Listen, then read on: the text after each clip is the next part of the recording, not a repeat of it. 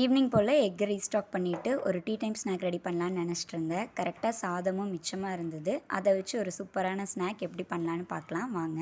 அதுக்கு முன்னாடி நம்ம subscriber family Supriya, Ritika, Muthu, Ayesha, Prithviji and Jai Chitra இவங்க எல்லாருக்கும் ஒரு பெரிய ஹாய். இப்போ ஸ்நாக் ரெடி பண்ணுறதுக்கு கையிலேயே சாதத்தை ஒன்றும் பாதியமாக பிசைஞ்சு விடுங்க. மிக்சியில் கிரைண்ட் பண்ண வேண்டாம்.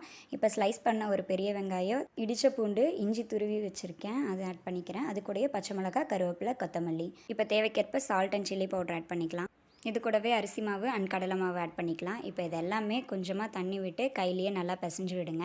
அண்ட் ஃபைனலாக இதில் பெருங்காயத்தூள் ஆட் பண்ண மறந்துடாதீங்க. என்கிட்ட இல்லை, அதனால நான் ஆட் பண்ணல. இப்போ கடாயில் ஆயில் ஆட் பண்ணிவிட்டு நம்ம ரெடி பண்ணி வச்சுருக்கிற மிக்சரை கொஞ்சம் கொஞ்சமாக இதில் ஆட் பண்ணிக்கலாம். ஆயில் நல்லா ஹீட் ஆனதும் மீடியம் ஃப்ளேம்லேயே வச்சு பொரிச்சிடுங்க, அப்போ தான் கருகாது. அவ்வளோதான், நம்மளோட சூப்பரான ரைஸ் போண்டா ரெடி. அண்ட் நீங்கள் ரொம்ப நாளாக கேட்டுட்டு இருந்த என்னோட மார்னிங் டு நைட் ரொட்டீனை நான் ஷேர் பண்ணியிருக்கேன். மறக்காமல் உங்கள் ஃப்ரீ டைமில் செக் பண்ணி பாருங்கள். Thank you all.